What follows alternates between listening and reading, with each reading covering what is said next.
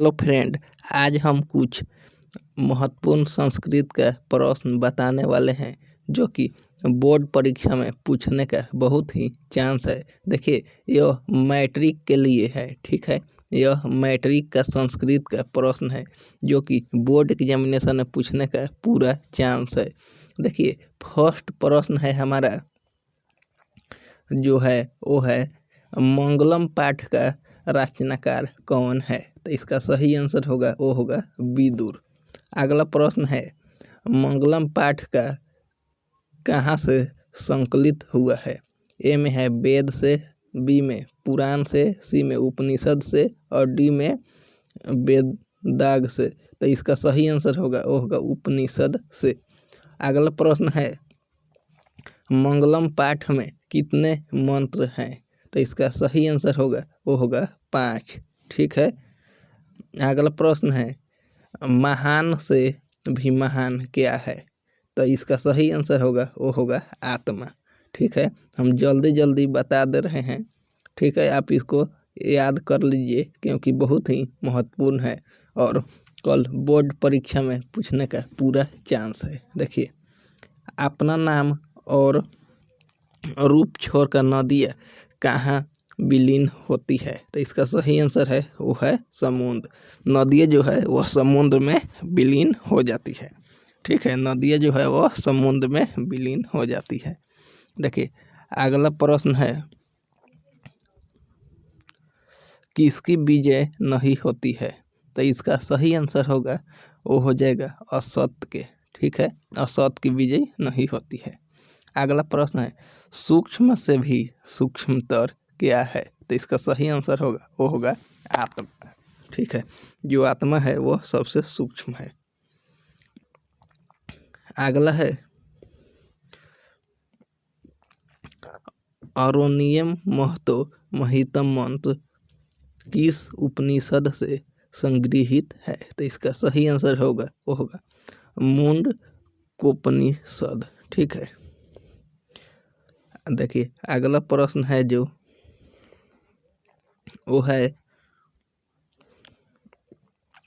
वेद में हंत पुरुष महंत विद्यांत मंत्र किस उपनिषद से लिखा गया है। तो इसका सही आंसर होगा ईश्वरस्य उपनिषद, ठीक है। ये नंबर सही आंसर है। अगला प्रश्न है सत्य का मुंह किस पात्र से ढका हुआ है।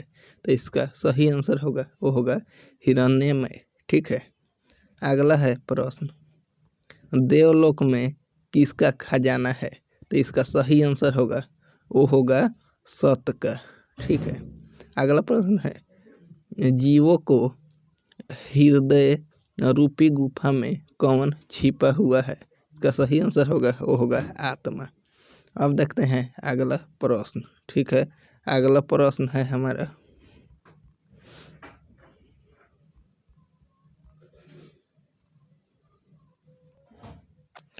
अगला प्रश्न है पाटलिपुत्र वैभव पाठ क्या है। तो इसका सही आंसर होगा वो होगा निबंध, ठीक है। अगला प्रश्न है पाटना का इतिहास कितना पुराना है। तो वो होगा 2500 वर्ष, ठीक है। देखिए, पाटना नगर का पालिका देवी कौन है। तो इसका सही आंसर होगा वो होगा पटन देवी। देखिए, पाटना के उत्तर में कौन नदी बहती है। तो इसका सही आंसर होगा वो होगा गंगा। पाटना के उत्तर में गंगा नदी बहती है। अगला है प्रश्न कूटनीतम काव्य कवि कौन है। तो इसका सही आंसर होगा वो होगा दामोदर गुप्त। अगला प्रश्न है कैमुदी महोत्सव किस ऋतु में मनाया गया था। तो इसका सही आंसर होगा वो होगा शरद ऋतु में, ठीक है, यानी ठंडी के ऋतु में। अगला प्रश्न है पाटना में कौमुदी महोत्सव कब मनाया जाता है। इसका आंसर होगा गुप्त वंश के समय। अगला प्रश्न है मेगास्थनीज पाटना कब आया था। तो इसका आंसर होगा चंद्रगुप्त मौर्य के समय, ठीक है। देखिए बुध के समय पटना का नाम क्या था? तो बुध के समय कुसुमपुर नाम था। ठीक है, देखिए कुसुमपुर, पाटलिपुत्र, पटना, पाटलीग्राम, ये सब पटना का ही नाम है।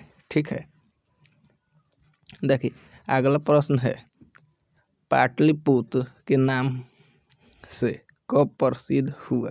ठीक है, पाटलिपुत्र के नाम से पटना कब प्रसिद्ध हुआ? तो ये हो जाएगा मध्य काल में। ठीक है, देखिए सिख संप्रदाय के 10वें गुरु गुरु गोविंद सिंह का जन्म कहाँ हुआ था? तो इसका आंसर होगा पटना। ठीक है, देखिए गुरु गोविंद सिंह का जन्म स्थल क्या कहलाता है? तो वो कहता है गुरुद्वारा। देखिए यूनान का राजदूत कौन है? तो इसका सही आंसर होगा वो होगा मेगाथनीज। ठीक है, मेगाथनीज। देखिए राजशेखर की रचना कौन सी है? तो इसका आंसर होगा काव्यमीमांसा। ठीक है, देखिए अगला प्रश्न है, पाटलिपुत्र की रचना के आधार पर पटना का कौन सा नाम है? ठीक है, तो इसका आंसर होगा पाटलिपुत्र। देखिए पटना के नगर किस लिए प्रसिद्ध है? तो ये इसका आंसर होगा गोलघर के लिए। ठीक है, किस लिए प्रसिद्ध है? तो देखिए अगला प्रश्न है, आलस काठा पाठ के रचनाकार कौन है? तो इसका आंसर होगा विद्यापति। देखिए विद्यापति ने किन भाषाओं का ग्रंथ की रचना की? तो इसका आंसर होगा संस्कृत। देखिए अगला प्रश्न है, आलस कथा, ठीक है, आलस कथा में आग क्यों लगाई गई थी? तो इसका आंसर होगा आलसियों का परीक्षा के लिए। ठीक है, आलसियों के परीक्षा के लिए। देखिए आलस कथा में जो कहानी है उसके बारे में मैं बता दूं। देखिए आलस कथा में क्या होता है कि 3-4 आलसी व्यक्ति रहते हैं। ठीक है, वो आलसी व्यक्ति इसलिए रहते हैं क्योंकि वो बहुत ज़्यादा आलसी रहते हैं। देखिए एक बार राजा मंत्री ने फैसला किया कि क्यों ना हम जो आलसी लोग हैं उसको फ्री में खाना दें। ठीक है, तो क्या हुआ कि जितना भी लोग था सब लोग बोला कि हम आलसी हैं, और सब लोग चला गया कि मुफ्त का, मान लीजिए कि क्या बोला जाता है कि लूट कर खाना चाहिए। ठीक है, मतलब लूट कर लोग खाने लगा।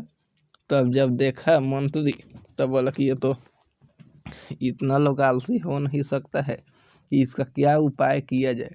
तो वो क्या किया कि उसमें आलस के परीक्षा लेने के लिए, ठीक है, आलसी लोग को परीक्षा लेने के लिए आग लगा दी। आलस का परीक्षा लेने के लिए उस आश्रम में आग लगा दिया गया। ठीक है, तो जितना आलसी लोग था वो नहीं भागा।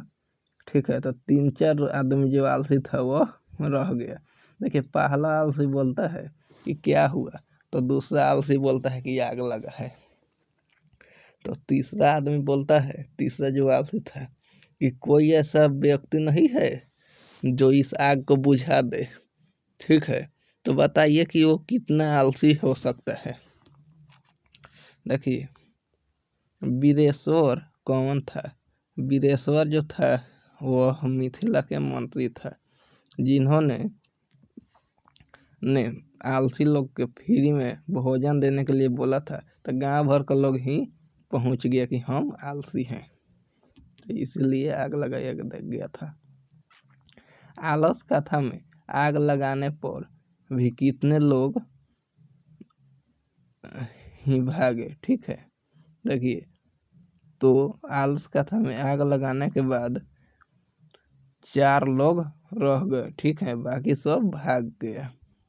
ठीक है, अभी बोले थे हम कि 4 लोग थे। ठीक है, ऑप्शन देखिए 3 भी है, 5 भी है, 4 भी है, इसमें कंफ्यूज नहीं होना है। ठीक है, 4 लोग ही थे। देखिए संसार में बच्चों का साचा रक्षक कौन है? देखिए तो वो है माता। ठीक है, माँ जो है वो सबसे सच्चा रक्षक है। देखिए, योगी पुरुष ने कितने आलसियों को कम पकड़कर आग से बाहर निकाला। ठीक है, तो वो कितना 4 लोगों को। देखिए, आलस कथा किस प्रकार का कथा है। ठीक है, तो यह व्यंग्यात्मक है। ठीक है, देखिए, स्त्रियों की गति किस पर निर्भर करती है, तो इसका सही आंसर होगा वो होगा पति पर। ठीक है, स्त्रियों का गति पति पर निर्भर करती है, क्योंकि स्त्री जो होती है वो अपने पति पर ही गति निर्भर करती है। अगला प्रश्न है, आलसियों का शरण देने वाले कौन थे, तो वो थे दयावान। ठीक है, दयावान थे, क्योंकि राजा नहीं थे, मंत्री थे। ऑप्शन में मंत्री रहेगा तो मंत्री मारेंगे।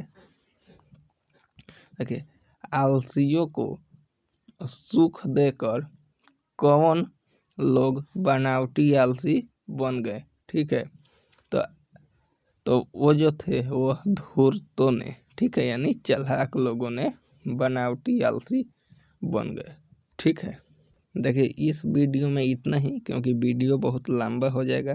ठीक है, तो इतना ही इस वीडियो में, और उम्मीद करते हैं कि ये आपका प्रश्न जो है यह बहुत सार्थक सिद्ध होगा। ठीक है, thanks for watching my video. जय हिंद।